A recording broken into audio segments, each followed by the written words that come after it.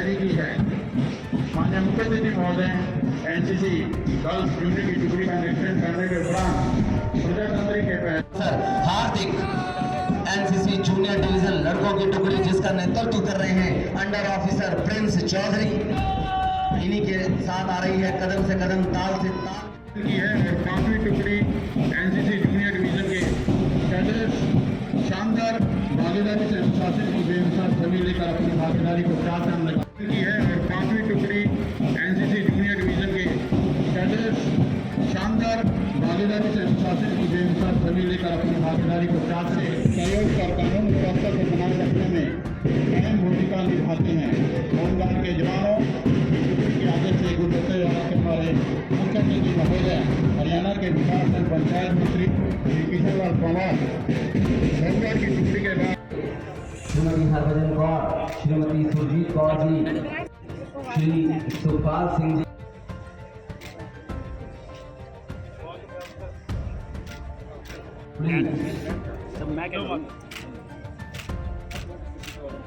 आजादी में सांस ले रहे हैं श्रीमती संतोष कुमारी जी, ये सभी परिवार के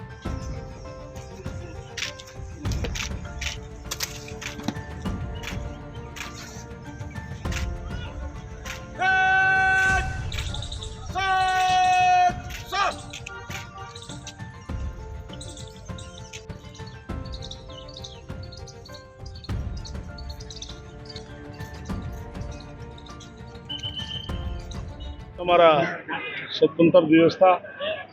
इसके लिए मैं पूरे हरियाणा प्रदेश वासियों को मुबारकबाद देता हूं और उन महान शहीदों को नमन करता हूं जिनकी बदौलत आज हम खुली हवा में सांस ले रहे हैं, जिनकी बदौलत आज हिंदुस्तान आज़ाद है। ऐसे उन महान शहीदों को नमन करता हूं और नमन करता हूं मैं सेना के जवानों का, जिन्होंने ऑपरेशन सिंदूर ऑपरेशन में पाकिस्तान को यह एहसास करा दिया कि हिंदुस्तान मजबूत देश है। इसलिए मैं देश के प्रधानमंत्री नरेंद्र मोदी और गृह मंत्री अमित शाह को मैं नमन करता हूँ। सर, लाल किले की प्राचीर से आज सबसे बड़ा भाषण, सबसे बड़ा भाषण और सबसे लंबा, इसके लिए लाल किला हिंदुस्तान की धरोहर है। ये आज सबसे लंबा भाषण की बजाय आप पार्लियामेंट में, राज्यसभा में देखेंगे, अब तक के पिछले रिकॉर्ड सभी प्रधानमंत्री जी ने हाउस में अपने स्पीच में तोड़े हैं। ये रिकॉर्ड की बात है, आप चेक कर सकते हैं। आप तो बुद्धिजीवी लोग हैं।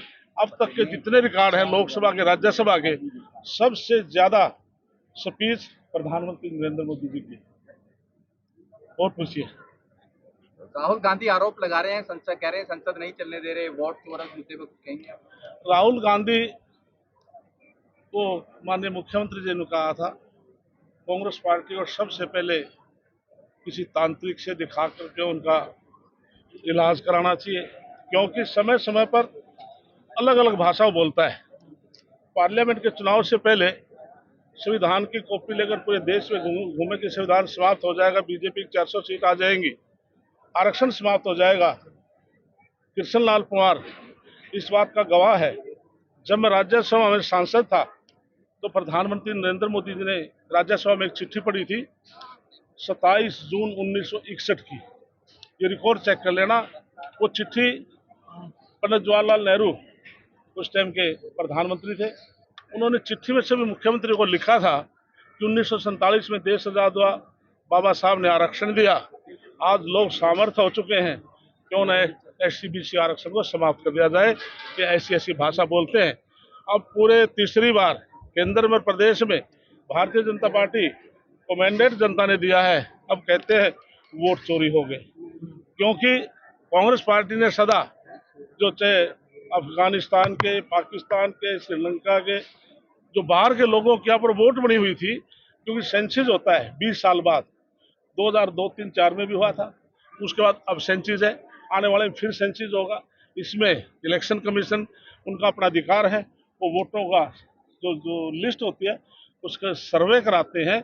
और कांग्रेस की पेट में ये दर्द है, उनके पेट में उन्होंने फर्जी लोगों की जो वोट बनवा रखी है, बाहर के लोगों की जो वोट बनवा रही है, वोट करने जा रही है।